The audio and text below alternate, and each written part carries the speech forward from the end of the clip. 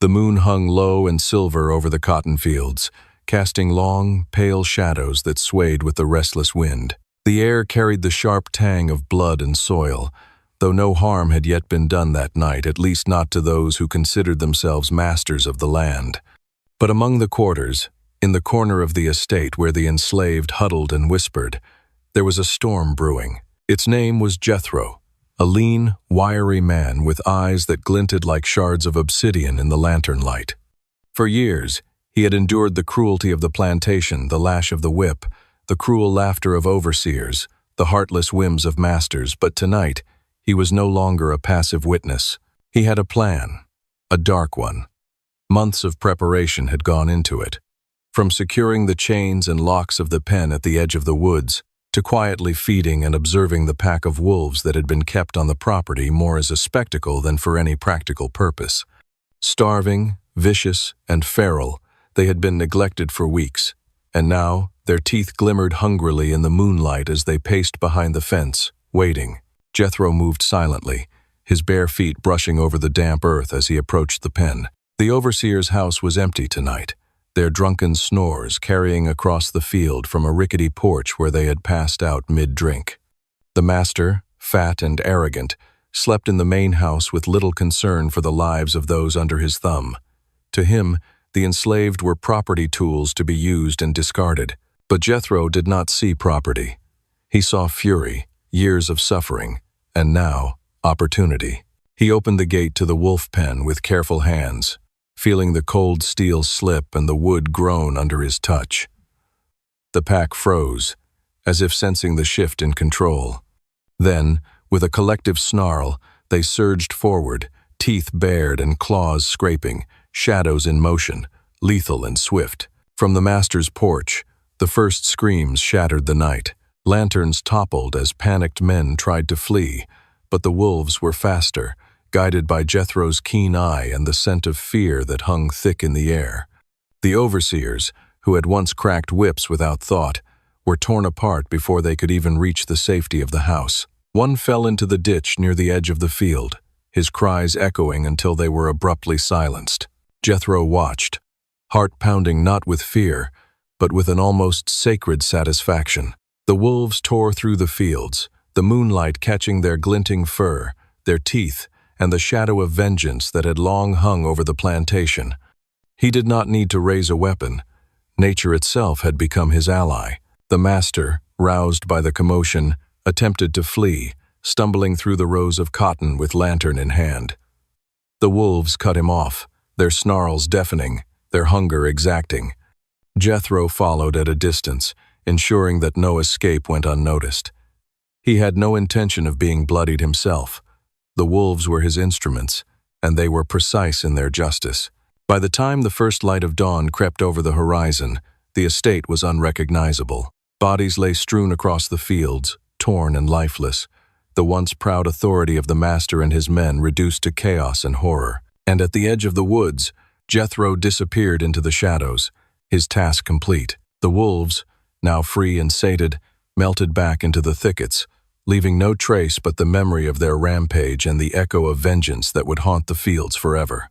In the quarters, the surviving slaves watched from the shadows, silent witnesses to the night that turned their torment into retribution. Jethro would never speak of it. There was no need. The story would live in the whispers of the wind through the cotton, in the trembling of the earth beneath the terrified feet of those who had once held power. And the plantation, once a symbol of cruelty, had become a graveyard for the arrogance of men who underestimated the wrath they had nurtured.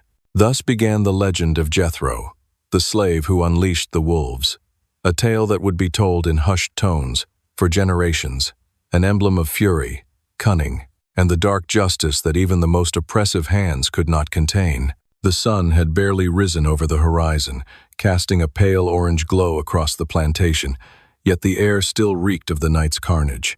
Bodies of men and overseers lay sprawled across the fields, some partially concealed by overturned carts or the thick rows of cotton, their twisted forms a grim testament to Jethro's plan. The surviving slaves crept from the quarters with cautious steps, their eyes wide with fear and awe. They had heard the wolves' growls and the screams, but the full scale of the night's horror was now revealed in the harsh morning light. Jethro stood at the edge of the woods, watching the aftermath silently. His lean frame was smeared with mud and soot from the wolf pen, his eyes dark but steady. Though some might have called him cold, there was a fierce righteousness in the way he surveyed the field. For years, he had endured the lash, the humiliation, and the constant threats of violence. Now, he had enacted justice in the only way the plantation hierarchy would understand, through fear and the raw force of nature. The surviving overseers, a few who had hidden in the barn, lofts, and under carts, whispered amongst themselves, their voices trembling. "It's him," one finally gasped. "It has to be him. Only Jethro." "No," another said, shaking his head. "It's the wolves. He just led them. They did the work." Meanwhile, the master, once so proud and assured of his control, staggered from the main house. He was barely coherent, his face pale and dripping with sweat, his once immaculate clothes torn and bloodied. His eyes scanned the field, wide with horror and disbelief. The authority he had wielded for so long had evaporated in a single night. He could barely comprehend how a single slave, with the aid of starving wolves, had undone his entire hierarchy. In the quarters, women clutched children, and the men whispered quietly among themselves. Some wanted to flee immediately, fearing the master's wrath or reprisals from neighboring plantations. But Jethro had ensured that the story of the night would travel faster than any pursuit. His message was clear: cruelty begets chaos, and those who feed upon the weak may find their own fate sealed.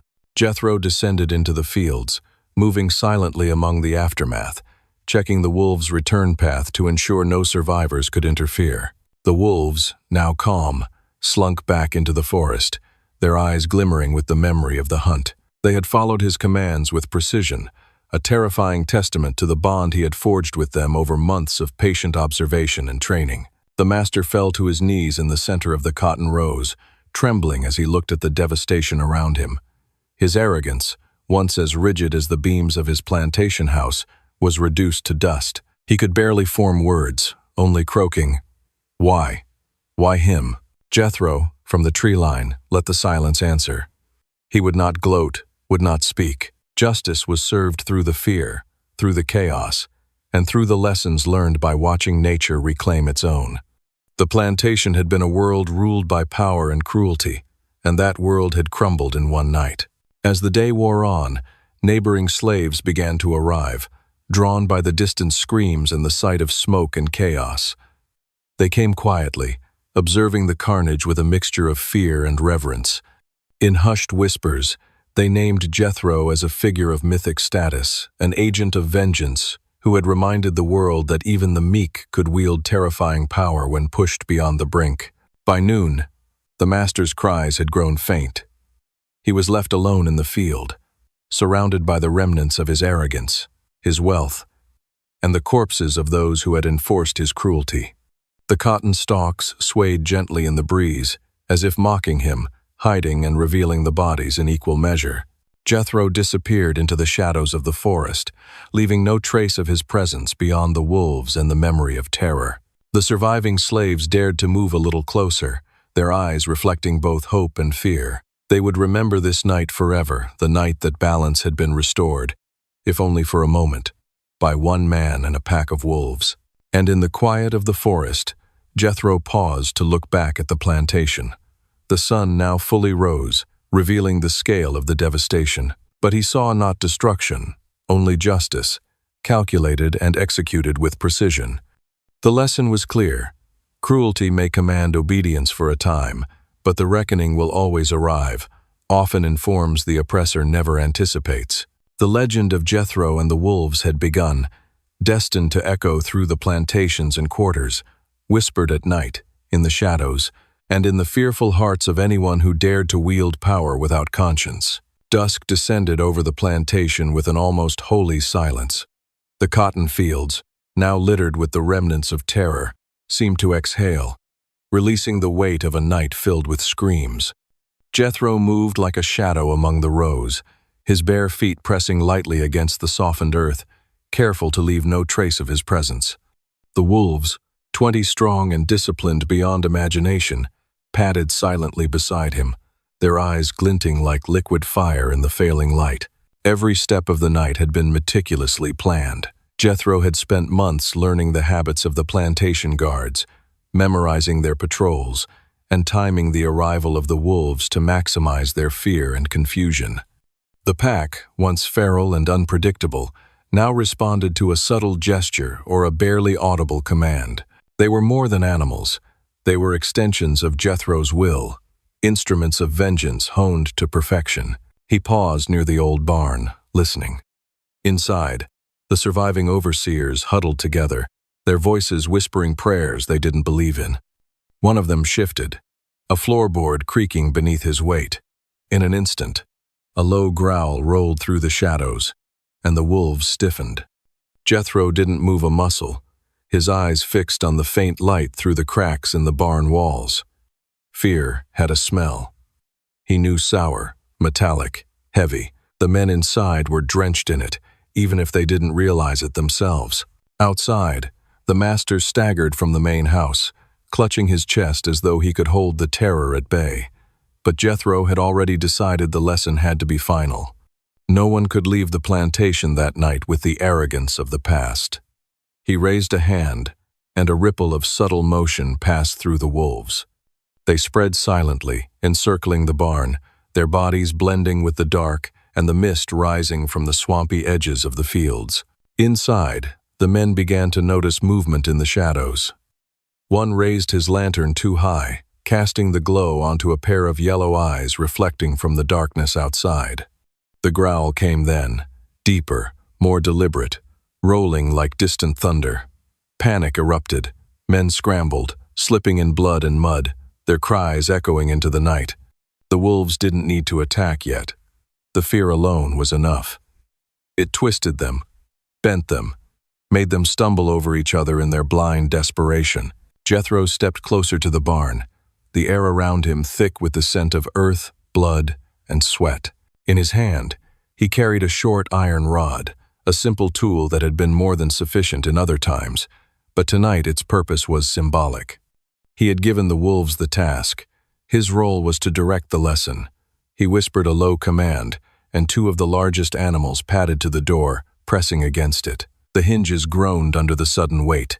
Inside, one of the men cried out, fumbling with his musket, aiming blindly through the cracks. The barrel caught the moonlight for a split second, and Jethro's hand rose, signaling the wolves. They lunged through a partially open side panel, moving like liquid shadows. One man fell instantly, the others screaming, scattering, barely managing to dodge the snapping jaws. The barn became a cacophony of terror, the sound of splintering wood, growls, and blood pounding in the ears of every soul inside. Outside, the rest of the pack waited patiently. Jethro signaled again, and the wolves fanned out, blocking any escape. No one could flee the field tonight. Each man who tried to run met a wall of teeth or the low, oppressive presence of the beasts. One by one, the sounds of struggle faded, replaced by the wet, echoing thuds of bodies hitting the ground. The night sky, once a calm canvas of stars, now reflected the chaotic struggle below, a silent witness to the reckoning that was being meted out. When it was over, the barn was quiet. The surviving wolves regrouped around Jethro, panting but alert, their eyes flicking to every corner of the shadowed field. The master had remained inside the house, trembling, watching from the window. He knew now that his authority was gone, that the plantation he had controlled for decades was no longer his. The screams, the chaos, and the blood were a permanent reminder of what happened when cruelty met cunning, and when the weak refused to remain silent. Jethro looked over the field, the moonlight catching on the mud, the broken doors, the scattered tools. Every overseer who had survived would carry the memory of this night for the rest of their lives. Fear, he knew, was a powerful teacher far more enduring than chains or whips. As the wolves settled near the edge of the field, watching for any signs of movement, Jethro allowed himself a small, silent smile. Justice had been served not through fire or sword, but through patience, planning, and an understanding of both man and beast. The legend of the night's slaughter would ripple through plantations, whispered at corners and in hushed voices, carrying the tale of Jethro and the pack that had struck terror into the hearts of men who had long thought themselves untouchable. And somewhere deep in the fields, hidden in the shadows of the cotton, Jethro knew this was only the beginning. The night had changed everything. The moon rose sluggishly over the bayou, casting a ghostly silver light across the water and the fields beyond. Jethro crouched among the thick cane, the scent of damp earth and rotting vegetation mixing with the faint metallic tang of blood from the previous night. His eyes were sharp, trained to see movement even in near darkness, and tonight the fields were alive with sound frogs croaking, insects buzzing, and the distant, uneven shuffle of men unaccustomed to fear. The pack of wolves that had become his allies moved silently beside him, each step precise, each growl a warning only he could hear. They had learned their part, responding to gestures and whispers, their instincts sharpened by the rhythm of Jethro's commands. He had fed them, trained them, and molded them into instruments of terror, yet they were free in their fury. They trusted him, and he trusted them. Jethro's mind replayed the events of the previous night. The overseers, the master, the screaming, each image etched into his memory like a warning and a promise. Tonight, he would ensure the remaining men knew that the plantation itself was no longer theirs.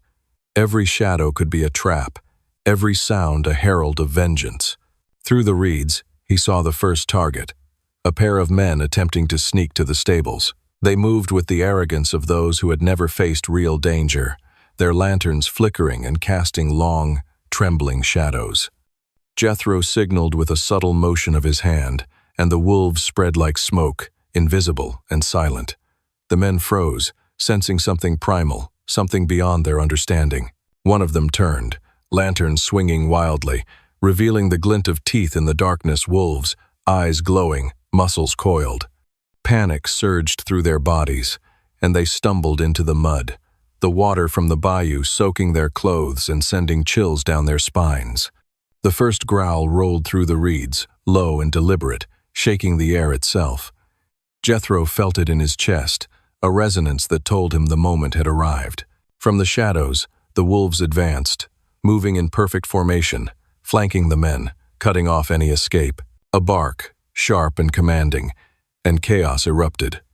Men screamed, slipping, clawing at the mud, their cries swallowed by the night. Jethro stepped forward, unseen but felt, a silent conductor of terror. He saw the lantern go out, plunging the group into darkness. Hands clawed at unseen bodies, men tumbled into each other, and the swamp seemed to come alive, swallowing their shouts and the sound of splintering wood as one of the men fell against a half-sunken fence post. The wolves didn't need to strike with lethal force yet. Fear itself was enough, bending the men to Jethro's will. Above the chaos, a heron took flight, wings slicing the moonlight. Jethro watched the silhouettes, the tiny arcs of silver against black, a momentary reminder that life and death coexisted in the bayou. He whispered a command, and two of the largest wolves surged, their teeth flashing in the dim light, forcing the men to retreat toward the open field where escape was impossible.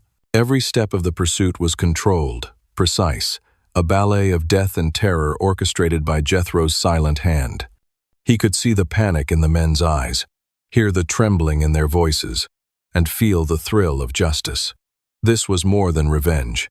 It was a statement. The plantation's hierarchy had shifted overnight, and Jethro was now the unseen master of the shadows. As the night deepened, the screams faded, leaving only the soft lapping of the bayou against the banks, the occasional snap of a branch, and the low growl of wolves keeping watch. Jethro crouched, surveying the aftermath, his heart steady, his mind clear. The survivors would remember this night for the rest of their lives, and the story of a man who had trained wolves to deliver justice would echo through the fields for years to come. From the edge of the reeds, a faint whistle called the pack back. One by one, the wolves reformed beside Jethro, panting but composed, their eyes reflecting the moonlight. They were more than animals. They were a force of nature, a living warning to any who thought cruelty could go unchallenged. Jethro rose slowly, feeling the weight of what he had done and the power he now wielded. The bayou lay calm again, a deceptive serenity hiding the terror beneath. He knew the master would try to rally what remained of his men, but Jethro had already won. The plantation belonged to the shadows now, and the pack would ensure no one forgot who ruled them. Tonight, the bayou whispered of a new kind of justice, silent, swift, and unstoppable. The morning sun rose reluctantly over the bayou, spilling pale light across the fields and the water that twisted like serpents through the swamp. Jethro crouched in the reeds, wet with dew, his eyes scanning the horizon. The events of the night still clung to the air, an invisible residue of fear, scent, and blood. The men who had survived were scattered, their courage shattered, whispers of the night's terror already making their way across the neighboring plantations. Jethro had expected retaliation, and he was ready. The master himself was rumored to be organizing a small group of men, desperate and reckless, believing sheer numbers could overcome what they had glimpsed. But Jethro knew better. The bayou was his ally, the pack his enforcers, and the night his weapon. He didn't need numbers.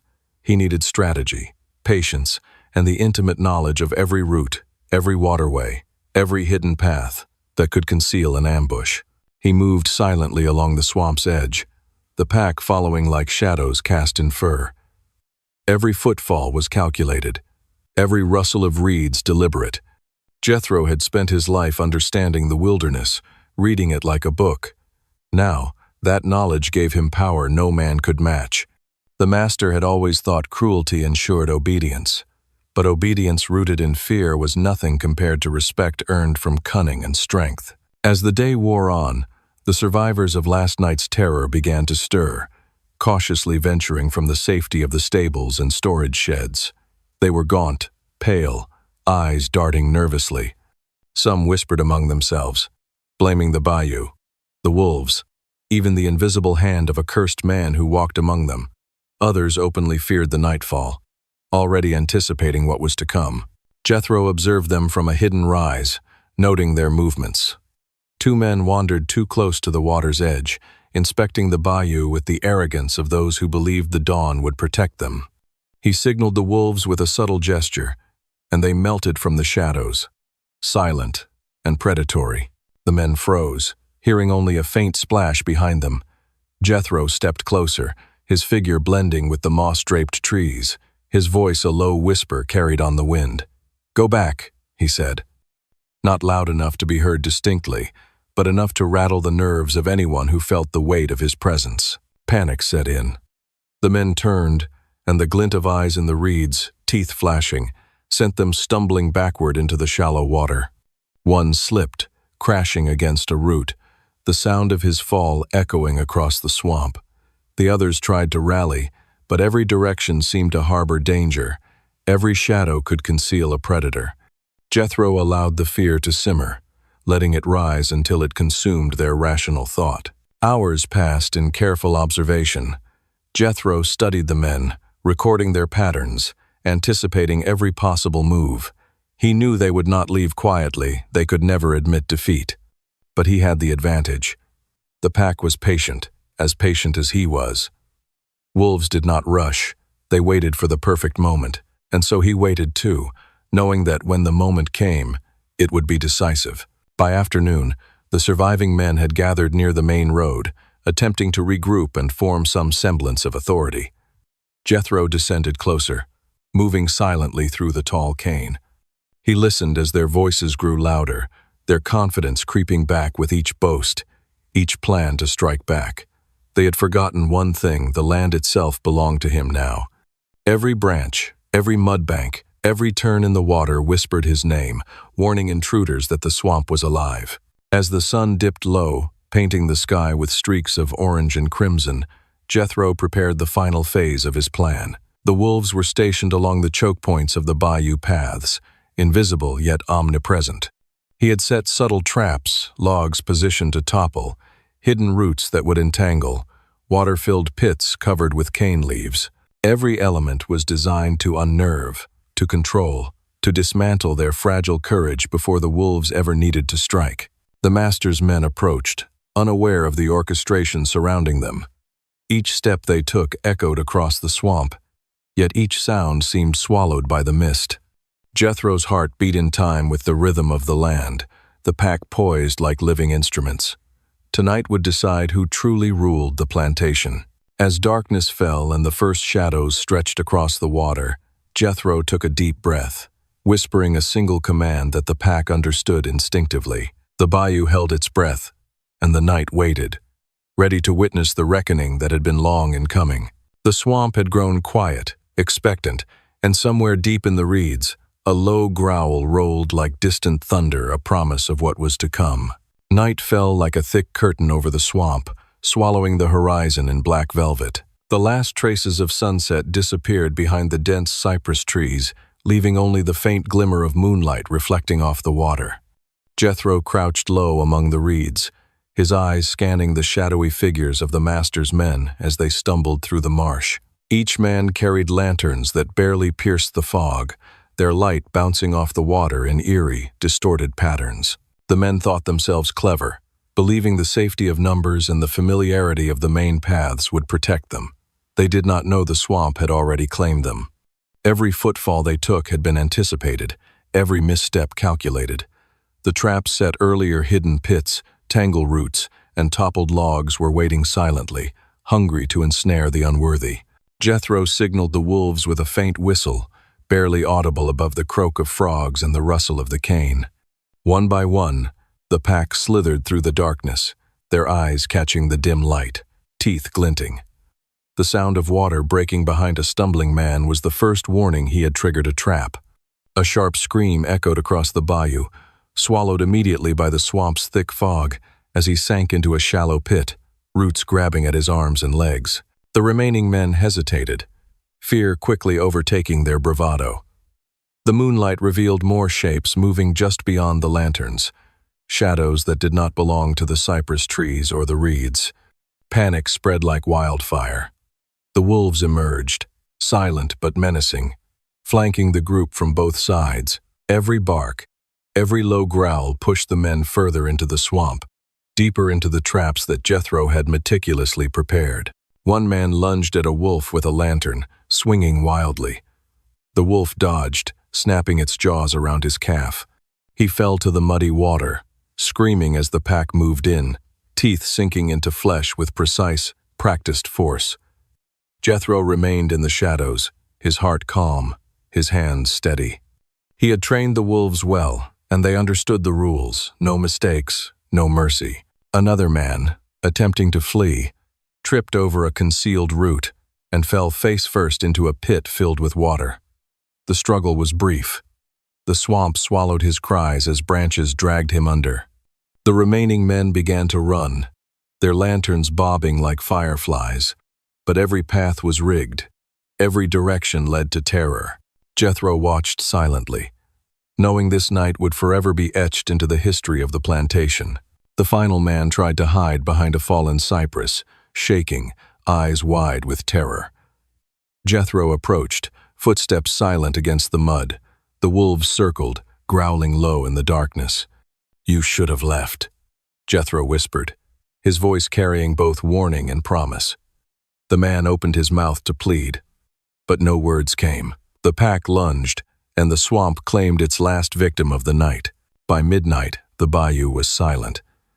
The moon reflected off the water as if nothing had happened, but the evidence was clear: twisted forms, scattered lanterns, and the lingering scent of fear marked the swamp. Jethro stepped out of the shadows, surveying the carnage. His body ached from tension, but his spirit was steady. Justice had been served. The plantation purged of those who had brought cruelty and terror to the land. He walked slowly along the banks, noting the lifeless bodies and the tracks of the wolves disappearing into the night. The swamp had exacted its price, and Jethro had guided it with precision. He paused, looking out over the dark water, and whispered a soft vow to the fallen. No one will ever walk this bayou with impunity again. The wind shifted, carrying the distant sound of a creek, and Jethro smiled. The swamp was alive, and under his watch, it would remain untouchable. Tonight, the master's men had learned what true fear was, and the legend of the slave who commanded the bayou and its beasts would grow, whispered across plantations far and wide. For Jethro, the night was not just about revenge, it was a declaration. He had turned the swamp into a fortress, the wolves into guardians, and fear itself into an instrument of power. And as the first light of dawn touched the horizon, painting the cypress in silver and gold, he knew one truth. The plantation would never forget this night, and neither would he. The first hints of light crept over the swamp, bleeding through the cypress branches and painting the water in streaks of silver and green. Jethro stood at the edge of the bayou, his reflection broken in the ripples, the scent of mud and blood still thick in the air. The night had been long, brutal, and thorough. The pack had done their work, and the swamp had claimed its toll. But the dawn brought with it a new kind of weight, the realization that nothing would ever be the same on the plantation. The corpses of the master's men were scattered across the marsh, limbs tangled in roots or trapped in concealed pits, their lanterns crushed underfoot. The air was heavy with the stench of fear, sweat, and blood, the cries of the dying now replaced by silence. Only the low rumble of water moving through the swamp and the occasional growl of the wolves remained. Jethro moved silently between the bodies, inspecting the scene with a calm, almost clinical detachment. Each man had been dealt justice not in a hurry, not in confusion, but with the precision of one who had lived a lifetime under oppression and had finally learned the rules of survival and power. The wolves, now resting at the edges of the marsh, looked at Jethro with understanding, their teeth bared, ears twitching at the slightest sound. He knelt and placed a hand on the neck of one of the largest animals. "Good work," he murmured. The creature nuzzled his palm before lying back into the wet reeds, exhausted but unbroken. Jethro had trained them for this night, and they had surpassed even his expectations. He turned his attention to the plantation itself. Smoke rose from the chimneys, but there was a tension in the air, a sense of something unspoken. The surviving overseers and servants moved like shadows, avoiding his gaze, fearful of both him and what had occurred in the night. The word would spread quickly: no man who abused, no master who neglected, no overseer who mistreated the enslaved would ever step into the swamp unprepared. Jethro's thoughts drifted to the families he had protected, to the children and women who had hidden and prayed while the pack did their work. This night was their night, too. A liberation of sorts, even if temporary. The plantation itself seemed to shiver in recognition, as if acknowledging that power had shifted, that fear now had a new master, and it was one who understood cruelty firsthand. Footsteps approached from the main path, and Jethro stiffened. A figure emerged, bent and cautious, carrying a lantern that flickered weakly. It was an older slave, one of the few who had remained close to the house. She stopped a few paces from him, eyes wide with awe and horror, and whispered, They're all gone?" Jethro nodded slowly. "Gone," he said, "and they will stay gone as long as the swamp remembers. Tonight, justice was served. Tomorrow, we rebuild." The woman shivered, glancing at the shadows where the wolves lingered, waiting for the next command. "And the master?" she asked softly. "What will he do when he sees?" A bitter smile crossed Jethro's face. "He will remember fear. He will remember what it feels like to be powerless, and that will teach him more than any whip ever could." He rose, his eyes scanning the horizon, the bayou now calm but scarred. The swamp had done its work, and in doing so, had transformed him as well. Jethro moved toward the house, stepping carefully over the mud and bodies, and paused at the edge of the main road. The morning sun caught the dew on the cypress, casting an ethereal glow across the swamp, as if the land itself had accepted the night's events and was now at peace. The pack followed silently, their loyalty unwavering, their presence a constant reminder of the power now wielded by a man who had once been powerless. He took a deep breath, filling his lungs with the swamp's damp, earthy scent. For the first time in years, he felt a strange sense of freedom, a bond with the land and its creatures that no master could break. The plantation would never be the same again, and neither would he. Jethro turned to the woman and said, "Go warn the others. Tell them the swamp has a guardian now, No one harms our own without consequences. Let them know the dead speak through the living." She nodded and ran toward the quarters, her voice carrying softly in the misty morning. The others would hear her. The message would spread, the legend of the slave who commanded the swamp, the pack of wolves, and the fury of justice would grow with every retelling. As the sun climbed higher, casting light on the silent, still bayou, Jethro allowed himself a rare moment of reflection. He had wielded fear and fury like tools, and in the process, had rewritten the rules of survival on the plantation. The swamp, the wolves, and he were now a singular force, unyielding, unpredictable, and unforgiving. He glanced at the horizon once more and whispered into the morning air. "This land remembers, and so do I."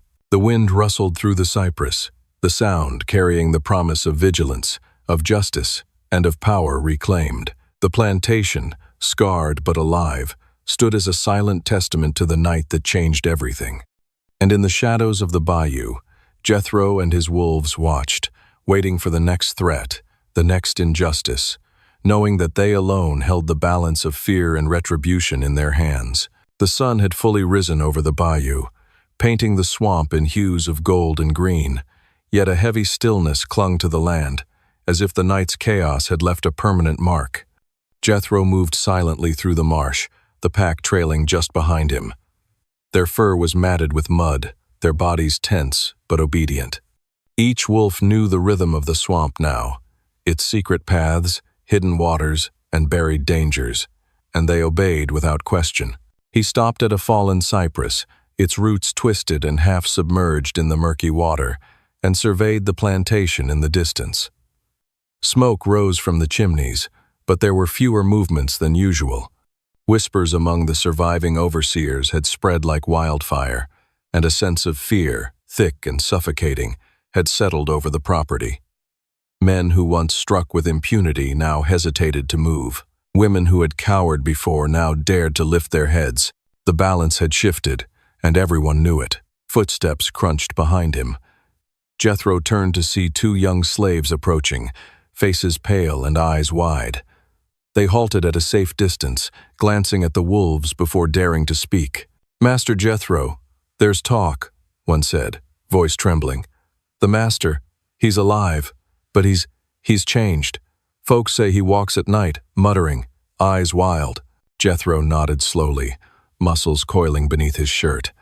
"Let him mutter, let him tremble. The swamp has taught him what fear truly feels like. His power is gone as long as he remembers tonight." The second child stepped closer, clutching a small bundle of herbs and a worn doll. "What about the others, the overseers who survived? They will learn," Jethro said, his voice low and cold. "Everyone will learn. The swamp never forgets, and neither do I. Those who try to harm our own will find the same fate, sooner or later." He turned his gaze toward the forested edge of the plantation, where the remnants of the night's carnage were hidden beneath mud and leaves.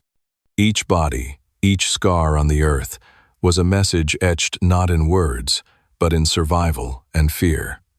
Jethro felt a thrill of satisfaction, tempered by the weight of responsibility. He had become more than a man. He was now the living embodiment of the swamp's vengeance. The pack shifted, growls low and rumbling, sensing the tension in the air. Jethro knelt and ran a hand along the back of the largest wolf. "Tonight," he murmured, "we remind them all. They will not forget, and neither will we." As the day progressed, whispers reached the quarters and the fields. The surviving overseers moved nervously, their eyes constantly searching the swamp's edges. The enslaved families began to emerge from hiding places, their steps cautious but determined. They had survived, and they were learning that there was now protection, a force beyond the master's whip, beyond human cruelty. Jethro had become that force, the silent sentinel of justice. By late afternoon, the master himself appeared, staggering from the main house. His clothes were torn, his face pale and drawn, eyes haunted by memories of the night. He stopped at the edge of the field, staring out at the bayou, and saw Jethro and the wolves standing tall against the sunlight. For a moment, he froze, realizing that the man he had once owned, beaten, and tried to break had become a force he could not control. Jethro's voice carried across the swamp, calm but unmistakable. Remember this moment. Fear is a lesson, and the swamp, it teaches well. The master fell to his knees, unable to speak, a man finally humbled by the consequences of his own cruelty. The enslaved watched, some whispering prayers, others simply staring in awe. The story of the night, the carnage, the wolves, the swamp's vengeance would echo through generations. It would be whispered in fear, remembered in awe, and carried in the hearts of those who survived. As the sun dipped lower, shadows stretched across the bayou. Jethro and his pack returned to the heart of the swamp, their presence a lingering warning to all who dared oppress. The plantation, scarred and transformed, would never again be the same. And somewhere deep within the mist, the echoes of the night whispered of justice, retribution, and the enduring power of one man who had refused to remain powerless. The swamp exhaled a long, quiet sigh, as if acknowledging that the balance had been restored. Jethro stood silently, the pack at his side, watching the horizon. This was not the end, it was a beginning. A new era had dawned in the heart of the bayou, and those who ruled through fear now understood that terror could, and would, rise against them in ways they could never anticipate. The wind carried a faint growl, the promise of vigilance, and the knowledge that the swamp and its sentinel would not rest until justice had claimed every corner of the land. And with that, Jethro stepped forward, leaving the shadows behind, yet ensuring their presence lingered in every whispered fear, every cautious glance, and every heartbeat of the plantation, forever. Years passed, and the bayou reclaimed what had once been a battleground. Cypress roots thickened, vines snaked across the abandoned quarters, and the swamp hummed with life, frogs, crickets, and the ever-watchful eyes of birds. Yet beneath this canopy of green, the story of the night the plantation became a killing ground refused to fade. Jethro had vanished into the depths of the swamp shortly after that first sunrise. No one saw him leave. Some whispered he had become part of the marsh itself, a shadow in the cypress mist, a spirit bound to the rhythm of the water and the whispers of the trees. The pack followed him for weeks, then scattered, leaving paw prints that the mud slowly swallowed. Some claimed they still prowled the edges of the bayou on moonless nights, unseen but always felt, as if the swamp itself had grown teeth and claws. The plantation, once a hive of cruelty, became a place of uneasy peace. The surviving overseers abandoned it, their minds fractured by fear and guilt. The enslaved families who had witnessed the carnage gradually reclaimed portions of the land, planting gardens, raising livestock, and building homes among the old ruins. Each structure, each field, carried memory of survival, memory of vengeance, memory of the swamp's silent guardian. Stories of Jethro and the Night of the Wolves spread far beyond the bayou, whispered from riverboats to markets, from one town to the next. Parents warned children of the man who walked with beasts, of the swamp that punished cruelty, and of the night when the weak could rise against the strong. Each retelling grew taller, darker, more vivid, a legend that straddled the line between reality and myth. The master, once a figure of terror, never fully recovered. Haunted by nightmares of snarling eyes and snapping jaws, he roamed the remnants of his estate, a broken man, his mind fraying under the weight of what had transpired. By the time he died, years later, he was but a shadow of his former self, and his name became synonymous with folly and fear in local lore. Generations later, children playing near the bayou would stumble upon remnants of the past half-buried bones, claw-marked trees, and the occasional tattered cypress plank that hinted at the chaos that had unfolded. They spoke of Jethro in hushed tones, a protector of the oppressed, a reminder that even in the darkest of times, courage and cunning could shift the balance of power. And the swamp? It remained, ever watchful, ever breathing, carrying secrets in its murky waters. Travelers passing through felt an inexplicable chill, heard distant howls that echoed through the moss-draped trees, and sensed the unseen eyes of creatures both living and spectral. The legend of the field slave and his pack of wolves endured, entwined with the marsh itself, a testament to resistance and the undying spirit of those who would not be broken. In the hush of twilight, if one listened carefully, the bayou whispered Jethro's name, a reminder that justice, once unleashed, never truly rests, and that some shadows are eternal, guardians of memory, vengeance, and freedom. The plantation stood quiet, the blood-stained fields long healed, yet the land remembered. And those who dared bring cruelty upon others would always carry the echo of that fateful night, the unrelenting howl of a pack, and the eyes of a man who had become one with the swamp's vengeance. The story ended not with a scream, nor a final blow, but with the silent, persistent whisper of the bayou, a promise that tyranny, no matter how absolute, could always be challenged, and that sometimes, the smallest spark of courage could ignite a reckoning that would echo forever.